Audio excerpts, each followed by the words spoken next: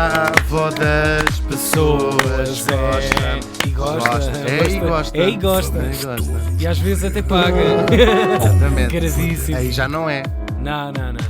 Aí deixa de ser por uns momentos. Como é que estás? Deixa-me perguntar. Eu nunca te perguntei. 5 anos depois, quase. É verdade. Como é que tu estás, estou? Hugo? Estou bem. Já me Ok. passou mais. Ah. Já me passou mais. Vamos? Aquilo depois passa também, é? Fim de Sim, 3 sim, horas, momentaneamente, conforme a sim, quantidade. sim. Se comes a caixa toda, Ah. ou às vezes vocês apanhar os vossos próprios, não Sim. aconselho, porque nunca se sabe como é que pode bater. Ok. Para isso mais vale pôr um ácido, Sim, porque sim, os sim, cogumelos sim. têm Deixar esse desfazer. problema. Uhum. Mas eu agora estou bem. Ok. Isto foi 3 horinhas. Sim, eu Ok. agora comi os últimos cogumelos às 5 da manhã, são 8h30. Está Está a fixe. passar. Está a passar já. Porquê que tens um jaguar na cara? Ah. Vamos lá a isso. Ai, meu Limparam os Deus. pés antes de entrar aqui no meu palácio. Ai, meu Deus! Neste dia estamos em 1999 e morria em Childicbury, Ah. em Inglaterra, um sítio mítico nesta história. E morria aos 70 anos. Tão novochido Por acaso e mesmo, não devia ter vi o vivido mais computador 70. morrer no ano 2000. Podia verdade. ter morrido o Não- computador. Não chegou a saber que de facto o nosso mundo voltou às cavernas com o bug do ano 2000. Falamos do realizador americano Stanley Kubrick.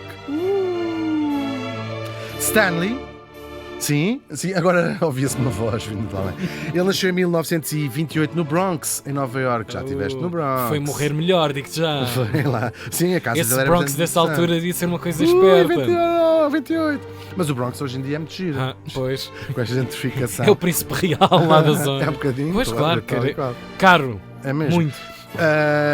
Nasceu numa família judia. Ele foi péssimo aluno, ao que se consta.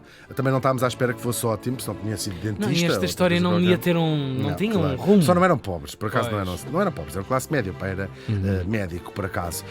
Agora, o pai a certa altura oferece-lhe um jogo de xadrez e uma máquina fotográfica. Já que não dás para os estudos, não te vou bater, porque senão mate. Claro, disse o fica pai. aí, sentado num banco e fotografa o chão. Exatamente, e vai jogar xadrez. E ele começa a jogar xadrez a dinheiro, ou seja, fazia apostas, dizia assim: aposto que Adoro. consigo-te ganhar, para ganhar dinheiro. Claro. E ele era ótimo, aliás, ele é um entusiasta, um apaixonado pelo xadrez ao longo da sua vida.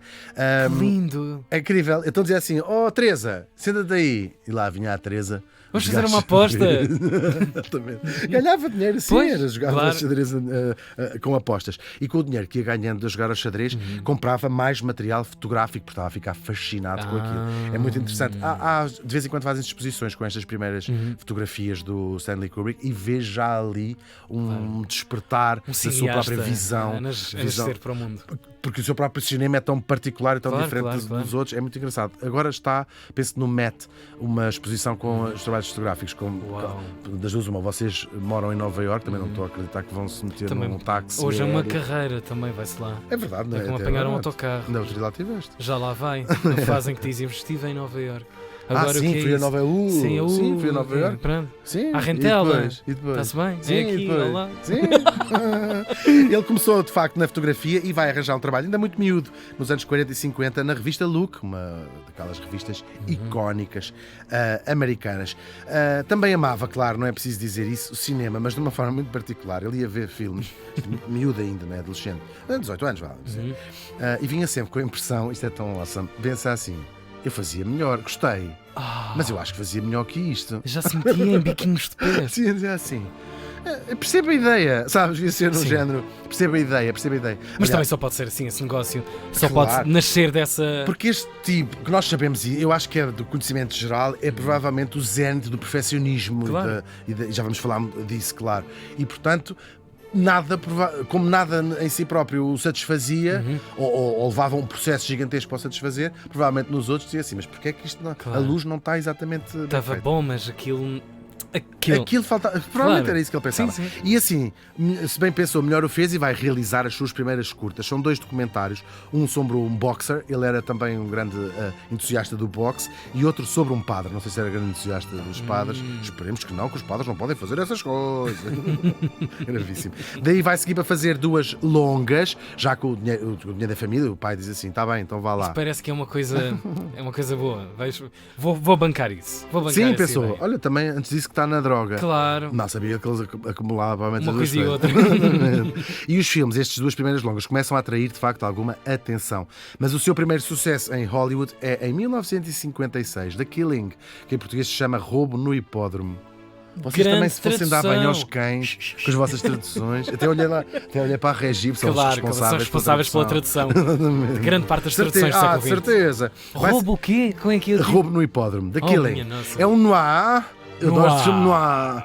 É adaptado de um livro policial, como eram quase todos os seus filmes, adaptados de livros. Ele era um leitor compulsivo e não adorava os guiões escritos do início. Pegava em livros, às vezes mais obscuros, e quase todos os seus filmes são assim, adaptações. E ainda nos finais dos anos 50, já ele é mais conhecidinho, mais conceituado, e vai fazer aqui uma dupla, no caso, o outro como ator, com o Kirk Douglas. Vão fazer dois, protagonizados pelo Kirk Douglas.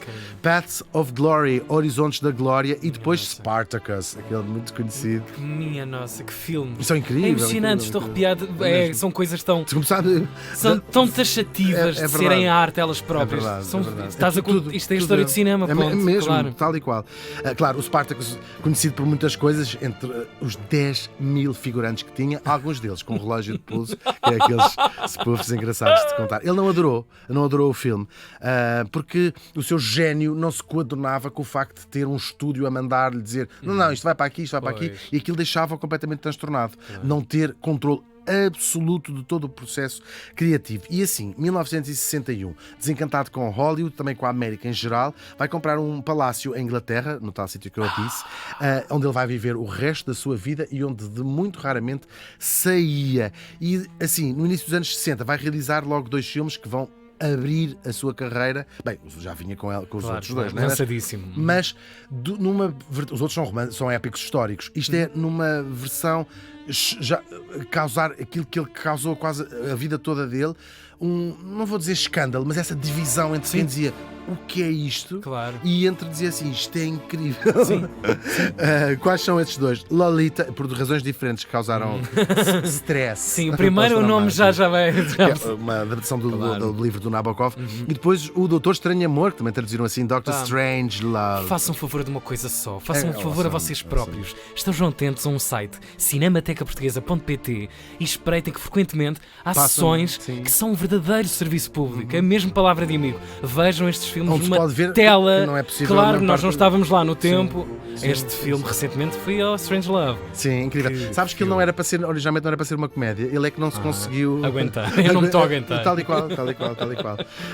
Claro, o primeiro, o Lolita, é sobre a relação de uma rapariga muito nova com um homem mais velho. E o segundo é uma comédia sobre a Guerra Fria, que até fez mudar a política norte-americana. Claro. Dos códigos, e passou a ser, ou seja, aqueles códigos para se lançar as bombas nucleares, deixou de ser, é impossível só uma pessoa fazer isso. Portanto, mudou, o próprio filme mudou. Claro. Só que um assunto tão sério, vivia-se a Guerra Fria, onde ele vai fazer uma comédia sobre a Guerra Fria. A escandaleira interna. Mas por outro lado, muita gente a dizer assim, uau, claro. Já foram ambos feitos lá no seu palácio, onde ele montou um verdadeiro estúdio, onde ele controlava tudo. Ele vivia, escrevia, tudo. Venham cá ter, se achas? Tudo, sim, era tudo feito ali. Um processo que ele controlava, até o dinheiro vinha dos estúdios americanos, claro, ele trabalhava para os estúdios americanos. Depois este sucesso, até o Spartacus e tudo, alavanca eles dizerem, está bem, este tipo é incrível. Agora é um controle completo que era fundamental para ele criar. Era tudo ao milimétrico de detalhe, sabes? Da escrita, à escolha dos atores, ao trabalho dos atores. Era muito difícil trabalhar com ele, eram muitas coisas repetidas. Alguns atores que não quiseram voltar, apesar de reconhecer-lhe o género, não quiseram voltar. Ele enganava-os. Ele dizia que estava a filmar uma coisa e aquilo era outra coisa completamente diferente, para conseguir aquilo que ele na cabeça dele queria. Que seriam conceitos mais complicados de pôr em prática, não é? Vezes moralmente, muito. Nós sabemos que o Hitchcock fazia coisas terríveis. Ele destruiu a carreira da Tippi Hedren. O Psycho, aquela célebre cena do duche. Bem contaste aqui. Sabes isso? Sim, contaste aqui. A água estava fria e ela esteve horas, não sei se foram horas, mas muito tempo, sem saber quando é que o tipo ia entrar com a faca, para quando tivesse a reação fosse natural. Sim, e a Tippi Hedren nos Birds atiraram-lhe pássaros vivos para cima, numa das cenas que ela está no sótão. ação era feito com pássaros verdadeiros. Ele não era... Bem, agora estava a falar do Hitchcock, não estava a falar do Kubrick. Era mais em terror psicológico. Escolham o vosso. Claro, e cenas que aparentemente são coisas ínfimas que eram repetidas até à exaustão, até ele dizer agora podem ir para cá. Por isso é que aquilo nos atinge de alguma forma também um lugar de perfeição, não é? Tal e qual. Provavelmente é impossível fazer uma coisa sem as outras. A Vila Faia tem muita graça, mas terem filmado aquilo tudo à primeira. Falta um bocadinho só. Exatamente. Primeira novela portuguesa. Agora, claro, estas exigências davam... Há assim casos históricos. O Tom Cruise, que teve que gravar 97 vezes a cena de entrar numa porta, passar por uma porta, para ele dizer assim: não, acho que tens que entrar um bocadinho mais afastado do umbrella. Sim, no filme Eyes Wide Shut. No mesmo filme há uma cena de 13 minutos que levou 3 semanas a filmar. Ao todo foram 16 meses de filmagens contínuas, o Eyes Wide Shut, que é um recorde, está no Guinness e tudo, do cinema. Ninguém filma 15 vezes, sempre sem parar, todos os dias, filmada. Claro. Agora, o resultado é quase sempre fazer aquilo que ainda não tinha sido feito. Isto é o do Brunhosa. Oi, vais arranjar problemas. É o Kubrick. Como é o caso, claro, de 2001, Odisseia no Espaço, de 1968, considerado um dos grandes filmes de sempre e que é inspiração para tantos novos realizadores, o Spielberg, quase todos referem o Kubrick, e este filme em particular, o Martin Scorsese, o Wes Anderson, todos foram beber este universo. É o filme que lhe valeu o único Oscar que ele ganhou em toda a sua carreira. Impressionante. E de melhores efeitos especiais. Técnica. É verdade, todos os outros quase sempre foram, ele foi nomeado por quase todos, mas não voltou a ganhar. De realização nunca recebeu um único, o que faz entrar para o clube de gente como o Fellini ou o Hitchcock, também nunca receberam um Oscar. Mas o único ator de todos os seus filmes a receber o prémio foi o Peter Ustinov nos Spartacus. Nunca foram nomeados, sim, mas nunca mais nenhum ganhou. Quase que é melhor começarem a vossa vida cinematográfica por essa lista. É uma medalha, não, exato, ao contrário, é um estatuto. Claro, é um estatuto, sim. Agora, por falar em efeitos especiais, é impossível não falar da teoria da conspiração de que foi ele que realizou o filme da chegada à Lua, em conluio com a NASA, claro. São teorias que vão mais longe, que vão buscar, há muitos sites sobre isso, que vão buscar em outros filmes posteriores referências quase como se ele estivesse a assumir a sua culpa. O Shining, vão buscar. Sim, é muito engraçado. Estão a ver aquelas latas estão postas daquela maneira que é ele a dizer sim, fui eu que fiz. Claro, isto é tudo claro, também é o universo dos chalupas. Claro, mas é tão interessante e é verdade que os filmes dele são altamente simbólicos. Nada ali é por acaso. Não é por acaso que está aqueles. Aliás, ele faz muitas referências. Se tu fizeres pausa num filme e fores ver o que é que está escrito numa folha de jornal que uma pessoa qualquer está a ler, está lá uma referência ou um ator que entrou num filme anterior. É muito interessante. Nada ali é ao acaso. Tudo ali está milimetricamente pensado naquele set que está a ser filmado. É incrível, é incrível mesmo. Fazer disso depois no final ainda um grande filme. Tal e qual. Sempre eu acho que tudo isto não rebentar a bolha nunca. Sim, é verdade. Mais efeitos especiais agora de outra natureza e que deram um novo elan ao 2001, quando meninos como o Bowie ou o John Lennon descobriram que o filme era mais giro, sabes isto? Era mais giro em ácidos. Isto é verídico. Até se voltou a fazer um póster do filme que diz The Ultimate Trip e tornou-se um ícone da contracultura hippie. De facto, o filme é bastante trippy, claro. Ele foi lá somando os seus filmes, todos eles marcos na história do cinema. A Laranja Mecânica, em 1971, uma festa de violência. É o meu filme. Muito polémico. Ele, não sei se foi proibido, se foi ele que quis retirar de Inglaterra, porque começou a haver muitos, o que se chama copycats, muitas ecos de violência, e acho que até foi ele que decidiu retirar. É um hino da adolescência, todos devíamos ver aquilo. É incrível. Numa aula qualquer de porcaria daquelas de educação cívica ou não sei, todos devíamos ver aquele filme. É verdade. É incrível, bíblico. Outro, o épico histórico Barry Lyndon, estamos a ouvir a banda sonora de 1975, era para ter sido um filme sobre o Napoleão, aquilo não foi. E depois ele resolve, olha, já cá temos a roupa, vamos fazer. Foi preciso criarem lentes especiais para se filmar. O filme foi filmado, grande parte dele, à luz das velas. Imagina este tipo dizer, não tem que ser assim, isto com luz artificial não fica a mesma coisa. A ligar para os japoneses, a encomendar nas fábricas das lentes, façam novas cenas. Eu penso que foi a Zeiss misturada com a NASA, assim umas coisas assim. Uma cena científica. Até porque o Spielberg também tem muitas coisas destas, que a própria necessidade do realizador acaba por inventar tecnologia, pontapés na tecnologia, depois é usada para ir para a frente, sim. Uau. É verdade. The Shining, um filme de terror de 1980, desta vez é uma adaptação de um livro do Stephen King, que deu um outro tom à frase Honey, I'm home, quando ele arrebenta com a porta. E que alguns fãs dizem ser uma alegoria do Holocausto. O King não gostou do filme, o Stephen King não gostou do filme. Eu estive a ler a razão e faz algum sentido. O Jack Nicholson, ele não gostou do Jack Nicholson no filme. Ele vinha de fazer o Voando sobre o Ninho de Cucos, um filme do Milos Forman, já aqui falámos, onde ele fazia, de facto, de doente mental. E ele disse assim, era preciso no Shining que aquilo se assistisse à degradação psicológica de uma pessoa, uma descida à loucura. E o público, assim que vê o Jack Nicholson na primeira cena, fresco. Sim, e de facto é verdade. Nós vemos ele a sorrir lá no princípio do Shining e já é um louco, se assim quisermos. Olha, que não gostasses, fizesses melhor. Olha isso, olha, com o feitio do Kubrick, pelos vistos, também deve ter mandado uma carta no mesmo tom. Sim, não gostaste? Já também gostei. Faz melhor, vem cá fazer melhor. Dos filmes que o Kubrick não fez, temos de falar do Senhor dos Anéis. Os Beatles compraram os direitos, foram dizer assim, queremos que faça o Senhor dos Anéis protagonizado por nós. Ele disse que não queria, porque achou má ideia, estava demasiado na moda, e disse assim, acho que um livro tão famoso não dá para adaptar ao cinema. Wrong!